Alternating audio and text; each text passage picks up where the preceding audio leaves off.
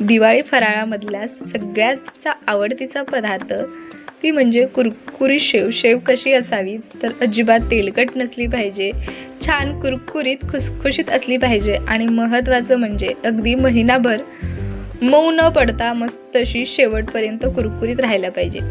तुमची शेव कशी होती ती मला कमेंट करून नक्की सांगा. तर माझी शेव तुम्ही बघा अगदी कुरकुरीत झालेली आहे.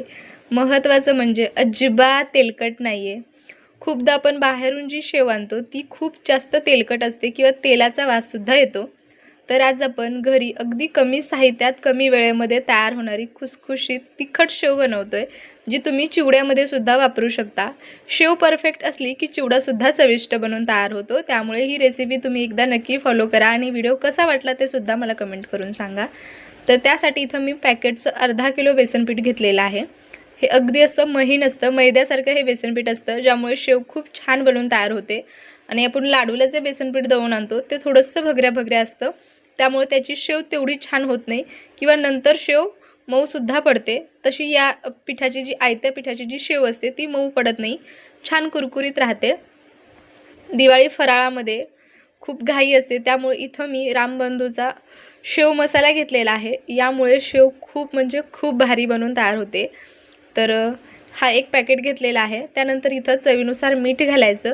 यामध्ये ओवा, जिरं, लाल तिखट हे सगळं असतं. तरी देखील आणखी खमंगपणा येण्यासाठी मी तर सगळे मसाले अगदी थोडे थोडेसे घातलेले आहेत. तुम्ही नाही घातले ना तरी देखील चालणार आहे.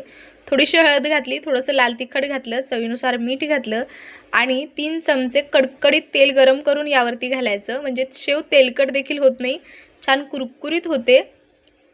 आता हे व्यवस्थित असं मिक्स करून घ्यायचं आणि त्यानंतर आपल्याला हे पीठ व्यवस्थित असं भिजवून घ्यायचे.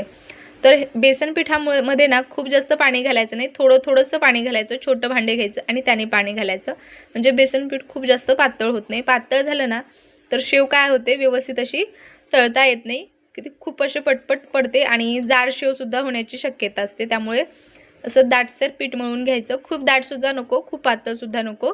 अशा पद्धतीने हे पीठ आपल्याला भिजवून घ्यायचं आहे. बेसन पीठ थोडंसं चिकट असतं, त्यामुळे भिजवायला थोडासा वेळ लागतो. तर हे बघा अशा पद्धतीने हे मी भिजवून घेतलं. ते चिकट आहे त्यामुळे इथं अगदी थोडंसं तेल घालायचं, खूप जास्तसुद्धा तेल घालायचं नाही, म्हणजे हाताला देखील चिटकत नाही ते पीठ. आता हे व्यवस्थित असं पीठ भिजवून घेतलेलं आहे. तुम्ही बघू शकता खूप पातळ नाही किंवा खूप घट्ट नाही. आता हे संपूर्ण पीठ आपलं तयार झालेलं आहे. आता याला मुरवत वगैरे ठेवण्याची गरज नाही, आपण लगेच शेव बनवायला घेणार आहोत. तर इथं मी कढईमध्ये तेल गरम करण्यासाठी ठेवलेलं आहे आणि माझ्याकडे हा सोऱ्या आहे. तर याची ही सगळ्यात छोटी जी चकली आहे ती इथं मी घेतलेली आहे. आता ही अशी सेट करून घ्यायची आणि त्यानंतर असं हे लावून घ्यायचं. तर हा सोऱ्या माझ्या लग्नामधला आहे, ज्याला आता 10 ते 12 वर्ष होऊन गेलेले आहेत. तर माझ्या चुलतीने हे सगळा संसार म्हणजे मला दिला होता, त्यातलाच हा सोऱ्या आहे. दिवस निघून जातात पण आठवणी मात्र तशाच राहतात. तर चला, तर याला थोडंसं तेल लावून घेतलेलं आहे. त्यानंतर जो चमचा आहे त्याला देखील थोडंसं तेल लावून घेतलं, म्हणजे तेलातच डुबवून घेतला आणि यामध्ये आपल्याला हे थोडंसं पीठ भरून घ्यायचं आहे.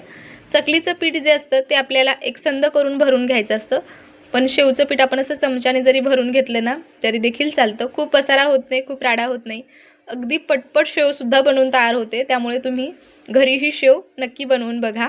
आता हा सगळं जी शेवचं आहे ते मी व्यवस्थित भरून घेतलं. सुरुवातीला तेल कडकडीत गरम करायचं, गॅस बारीक करायचा आणि थोडंसं वरती धरून ही शेव आपल्याला पाडून घ्यायची. तर एकच वेळेस सोऱ्या फिरवून घ्यायचा, डबल वेडा यावरती घालायचा नाही, त्यामुळे सुद्धा शेव आतून कच्ची राहते, मऊ पडते. लगेच गॅस थोडासा आपण बारीक केलेला आहे. हळूहळू याचे बुडबुडे कमी होतात. संपूर्ण बुडबुडे कमी झाले तेलावरचे की शेव पलटी करून घ्यायची. पुन्हा गॅस थोडासा मोठा केला. आता ही शेव आपल्याला व्यवस्थित अशीच तळून घ्यायची, याला सारखं हलवायचं नाही. शेव तळण्यासाठी मॅक्सिमम आपल्याला 1 ते 2 मिनटं लागतात, त्यापेक्षा जास्तीचा वेळ लागत नाही. खूप जास्तसुद्धा लाल शेव करायची नाही, नाहीतर मग ती थोडीशी कडवट लागू शकते जास्त तळल्यामुळे. आता ही शेव व्यवस्थित अशी तळलेली आहे, रंगसुद्धा छान आला आहे. आता ही तेलातून बाहेर काढूया. तर ही बघा मस्त अशी ही शेव तयार झालेली, खूप जाड नाही किंवा खूपच पातळ नाही. चिवड्यासाठी ही शेव अगदी परफेक्ट आहे किंवा तुम्ही अशी सुद्धा खाऊ शकता. खूप जास्त खमंग बनून तयार होते. पुन्हा दुसरा देखील मी यामध्ये बॅच तळून घेणार आहे. याच पद्धतीने मी संपूर्ण शेव तळून घेतली होती.